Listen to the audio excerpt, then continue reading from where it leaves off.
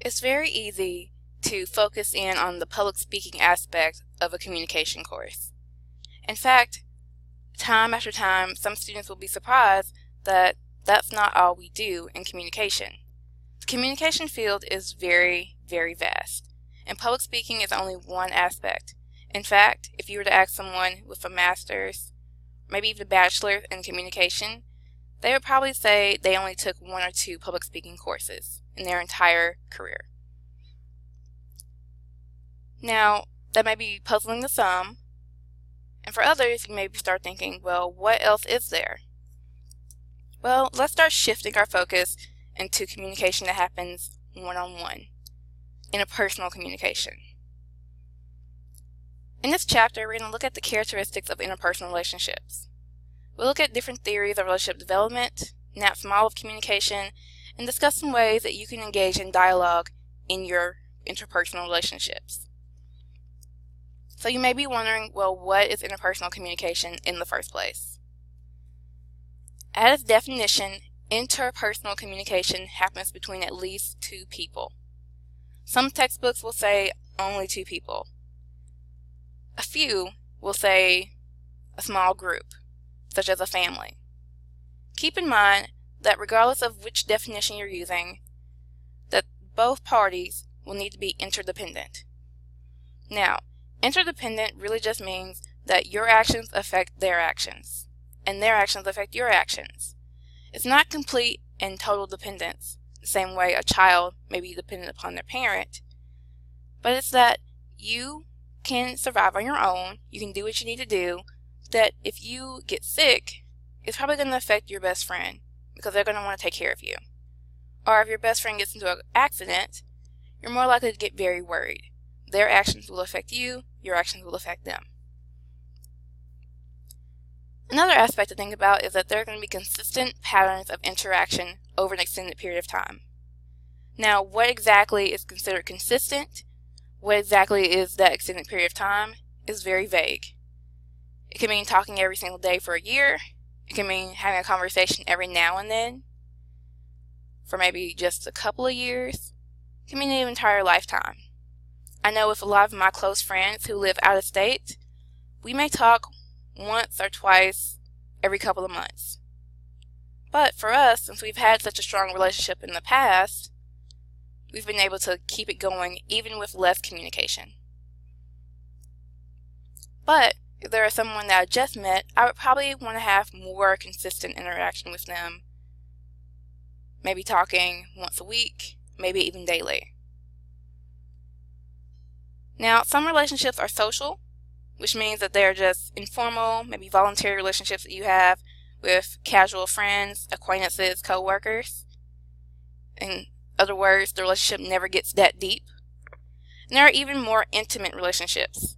Our friends, our family members, our romantic partners, the people who know you for you. Now, as you will notice, there are different characteristics to interpersonal relationships. The first we're going to talk about is how they create and maintain identity. So identity is really how you see yourself, your beliefs, your values, your attitudes about the way the world works, whatever makes you you. You may remember being a child and having your parents say you need to be mindful of who you hang out with. That in some way your friends were going to dictate what kind of person you became. This relates to this characteristic. How you see yourself, and even how others see you as different from other people, will be a result of the communication that you have in your social and intimate relationships. Another characteristic is that interpersonal communication will fulfill the need to belong. If you remember from chapter 1, Abraham Maslow's hierarchy of needs had a list of different needs that we go up. There was a basic needs such as food, shelter. We go up a level, we have safety. But as we go up the hierarchy and we get away from our basic needs, we start to have the need to feel like we belong, that people love us, we're valued. Being in a relationship helps fulfill this psychological need. Humans are social beings. We literally cannot function without being social. Even those people who are introverts need social interaction. Another characteristic is that it allows for a creation of communities. If you notice, community and communication have the same root word. In fact, if you look at how civilizations are formed, one of the characteristics of how every civilization has been formed is that they share a common language or share some type of similar communication pattern, whether that be through maybe a written language or other forms. So we can even see from a historical standpoint, as different communities have come together, communication has been a huge part of it. Developing relationships has furthered those communities. And then lastly, we have that all our interpersonal relationships have costs and rewards. Now, this may feel a little strange to think about because we don't pay for relationships, but there are definitely costs. There are definitely rewards that we gain. Think about it. If you're not that outgoing, but you want to be more outgoing and have more friends, and you partner up with someone who is very friendly and outgoing and has a huge social network, you would see that as a reward. But let's say that every time you and this friend hang out, you get into an argument, and it really wears you down time after time. That would be a cost. In every single relationship, in the back of our heads, you're doing a cost-rewards analysis. Is this beneficial for me, or is this harmful for me? If a relationship is rewarding, we stay.